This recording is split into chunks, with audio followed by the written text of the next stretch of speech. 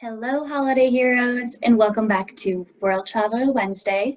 My name is Miss Rosie, and today I'm going to be taking you to one of my favorite countries. It only felt appropriate because of how cold it's been, and it's pretty cold there as well. So don't forget to grab your passport, and let me show you where we're going. Today, we are traveling to Iceland. Before we fly in, here are a few fun facts about the country of Iceland. Icelanders do not have to pay school fees as all public education is free of charge. The country is often called the land of fire and ice, and I'll explain why in a minute. Per capita, Iceland has the highest number of book and magazine publications, and 10% of the country's population will actually publish a book sometime in their life.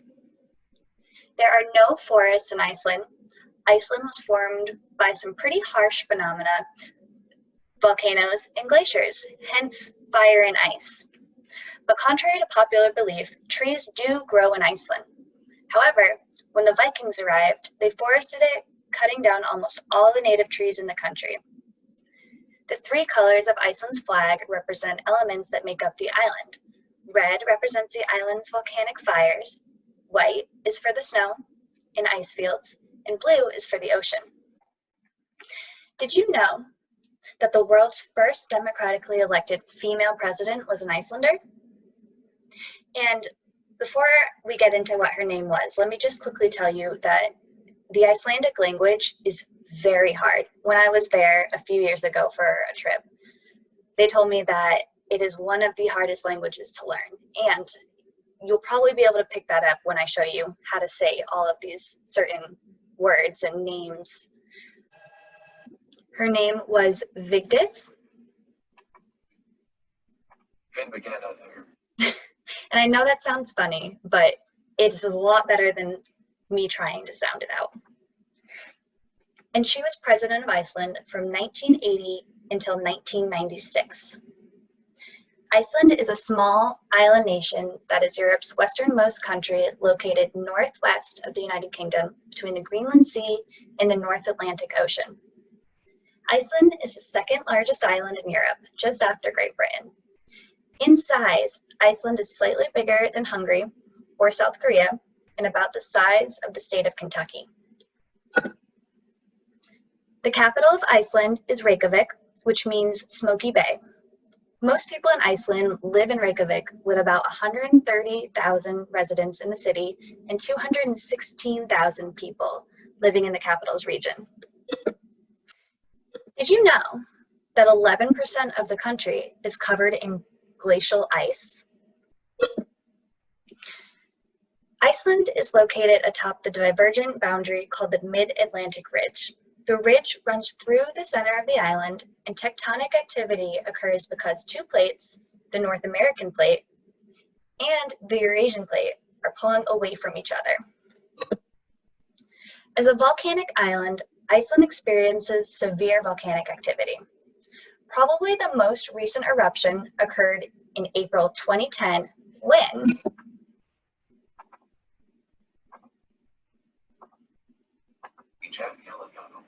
erupted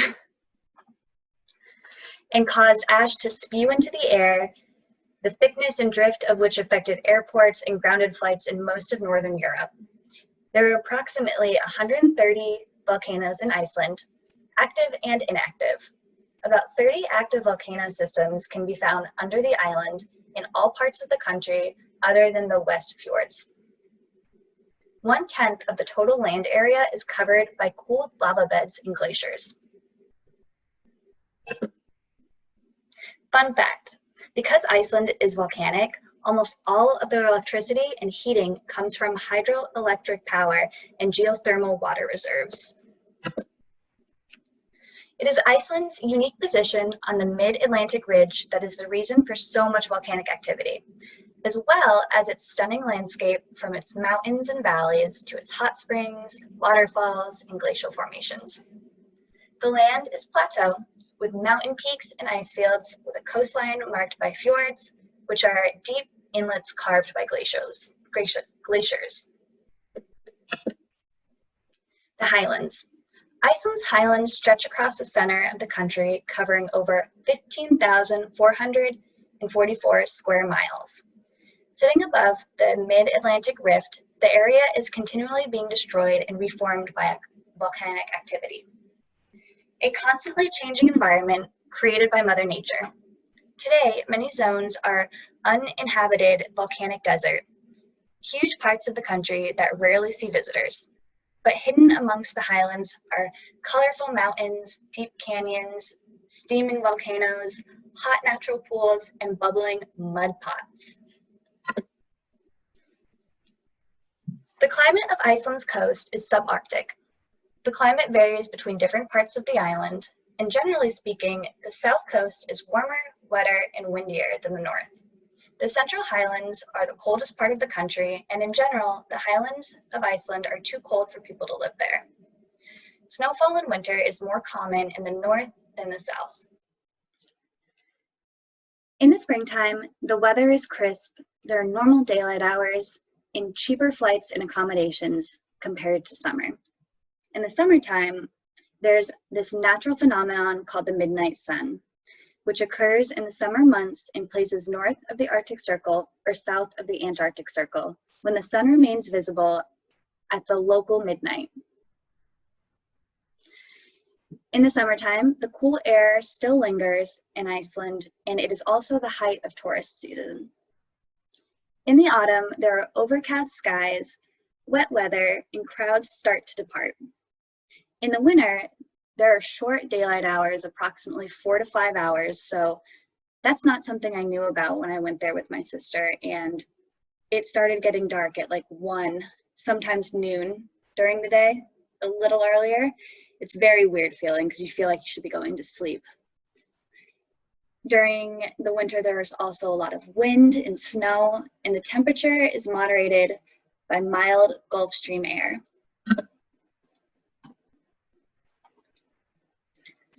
The Gulf Stream current and warm southwesterly winds make the climate more moderate and pleasant than one might expect from a northern country.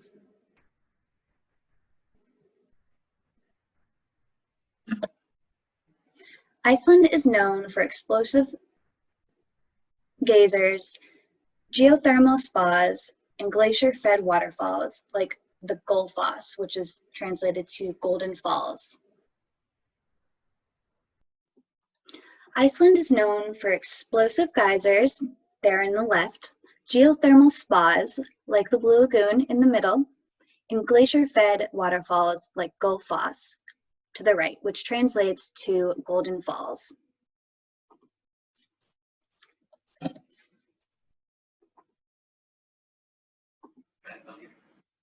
Or, the Vanta Glacier is an extensive ice field in southeastern Iceland, which covers 3,200 square miles with an average ice thickness of more than 3,000 feet.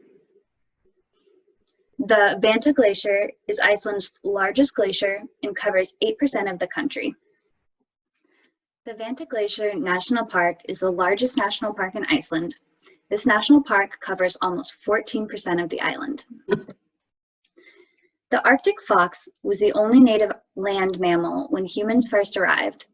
Other animals of Iceland include the Icelandic sheep, cattle, chickens, goats, the Icelandic horse, and the Icelandic sheepdog. Polar bears occasionally visit the island, traveling on icebergs from Greenland. You will also see many seabirds like puffins. Puffins are black and white birds with large orange beaks that breed in large colonies on cliffs. Whale watching is also very popular in Iceland too, and you will encounter an enormous sea life there as well. Iceland is one of the best places in the world to see the Northern Lights. With Iceland located at 65 degrees north on the southern edge of the Arctic Circle, you can see auroras almost every night. The name Aurora Borealis, which is another title for the Northern Lights, come from 2 ancient names. Aurora is the Roman god of the dawn, and Boreas is the Greek name of the north wind. The Northern Lights are most visible to people living in the far north. They are sometimes visible as far south as Florida. The northern lights are typically green, purple, red, or blue. The northern lights are caused by electrically charged particles from the sun smashing into Earth's magnetic field.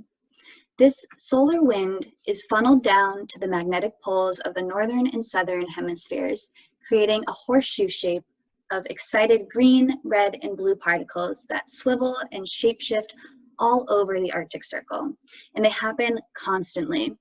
All you need is darkness and a cloud-free sky to see them. The official written and spoken language of Iceland is Icelandic. Most Icelanders speak fluent English. Other languages that are spoken are Polish, Lithuanian, German, and Danish. There are also about 200 deaf people in Iceland as of 2005, or less than 1% of the population, and Icelandic Sign Language is, in fact, another language that's recognized by law. The people in Iceland are mostly of Scandinavian origin. Icelanders come also from Viking heritage. Though they are leaps and bounds ahead of their Viking ancestors, they still hold their language and traditions near and dear to their hearts, which is clearly seen in their language. Icelandic people are considered to be the happiest people on Earth, and Iceland has the highest birth rate in Europe and the highest percentage of women working outside of their home. Family in Iceland is especially important, as the country is so small. Icelandic families are often larger than other Northern European countries. Extended family members usually don't live together, but uncles, aunts, and grandparents often help with childcare. Since most people in Iceland have been there for a very long time, charting family history is a popular hobby for many Icelanders. In Iceland culture and tradition, housework is shared by the whole family. Icelandic youth are taught to be self-sufficient, and they are expected to clean their bedroom, change their linen, vacuum clean or wash the floors, do the laundry, prepare meals, and clean the kitchen after dinner. There are no real surnames in Iceland. In fact, you actually have to get your name approved for it to be recognized. Children get their first name of their father, sometimes mother, with S plus son if it's a boy, and S plus dóttir, which means daughter, if it's a girl. For example, a man named John Stephenson has a son named Fuller. Fuller's last name will not be Stephenson like his father's. It will become Fuller Johnson, as in he is John's son. The same goes for women. John Stephenson's daughter, Kata, will not have the last name Stephenson. She will have the last name Johns dóttir. Much of Iceland's cultural history is based on Norse myths and legends. Current literature and popular sagas are still rooted in the ancient past and tales of hidden people, like fairies and trolls, that remain part of children's literature today. Despite being an exceptionally modern country, traditional crafts such as ironworking, silversmithing, woodworking, and weaving are so greatly valued in Iceland and bear equal weight with the country's tech startup scene and other modern industries.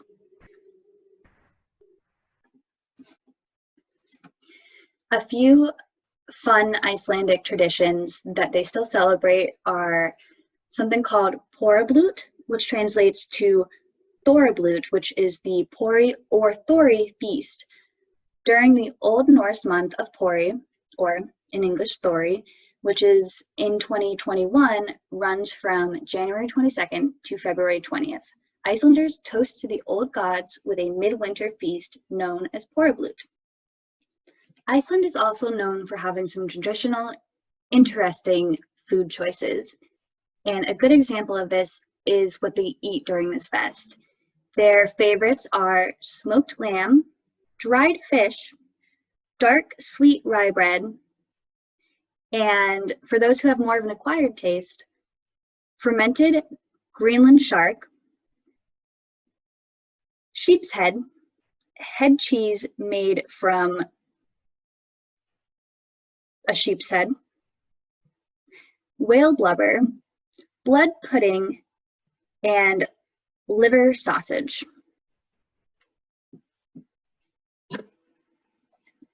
Another fun tradition that they celebrate is sun coffee. As you can imagine, winters in Iceland are cold and dark, In fact, some mountainous communities in Iceland barely see the sun at all for nearly 2 months in the dead of winter. So, to celebrate, Icelanders want to commemorate the day when the sun finally peeks out from behind mountains. Many residents in these towns celebrate either collectively or individually with a cup of sun coffee and a large order of pancakes and other pastries.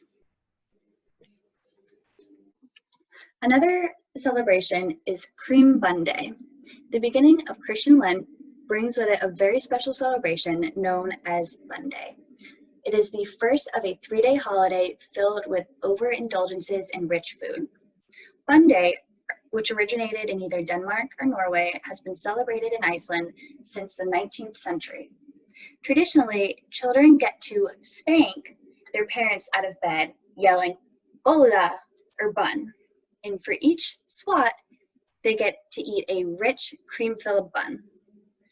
Though not all families celebrate the day in quite the same way, it is still celebrated with lots of creamy bun goodness. Now, this is a tradition that we should really get on board with. Maybe not spanking our parents, but getting them out of bed by yelling bun and get treated with creamy bun goodness. Another celebration or tradition happens in August of every year. Almost 200,000 people attend the historic Westman Islands Festival, which is almost a century-year-old. This Icelandic holiday involves several different events, including Icelandic wrestling, musical concerts, Sprengja, a local sport that involves scaling and swinging in the rocks of Heimaey, the largest island off the Icelandic coast. And on the final night, Icelanders get together to light red flares, one for every night the festival has been in existence. I thought this one was a really fun tradition. So, every year in September, Icelanders all over the country take part in a major social event known as the Sheep Roundup. At this event, farmers on horseback wander for miles in order to round up over 800,000 sheep from the countryside. Farmers find their sheep and then funnel them into ancient stone pens called retires. If you're an experienced horse rider, you can take part in this cultural activity by joining one of their tour companies that allow tourists to participate. Another tradition is, as strange as it may seem to us, Christmas in Iceland was historically a time to terrify children with stories of Gryla, a child-eating ogre, and her child-eating offspring, the Woolads. However, Iceland passed a law in 1746 which prohibited adults from scaring children with nightmarish characters. After that point, the tradition was altered, and nowadays parents leave gifts in their children's shoes. The seasonal scares end on Christmas Eve when presents are swapped. Icelandic cuisine. So because Iceland is surrounded by sea, fish and seafood have a big part of the Icelandic cuisine. The Icelandic main dishes contain lamb, seafood, potatoes, bread, and dairy products. The bread you will eat in Iceland is mostly dark rye bread or rye flatbread, and you should definitely try their delicious Kliana pastries. I think that's how you pronounce it. I had them when I was there, and they are so good. Reindeer meat is also available in Iceland, but it is quite expensive. Other typical Icelandic food include rotten shark meat, which apparently smells very strong, a yogurt-like white cheese, kind of a bit like low-fat cream cheese, dried fish, usually haddock, cod, or catfish. We already went over porrabolt, the midwinter feast, salmon, and pickled herring. Thank you so much for traveling to Iceland with me. I really hope you enjoyed it, and I will see you next week for another World Traveler Wednesday. And don't forget to subscribe to our channel, that way you can continue traveling with me every Wednesday, and feel free to leave a comment saying if you've ever been to Iceland, if you've ever tried Icelandic food, or if you would like to go someday, and you will be entered into the weekly drawing for a special sun prize.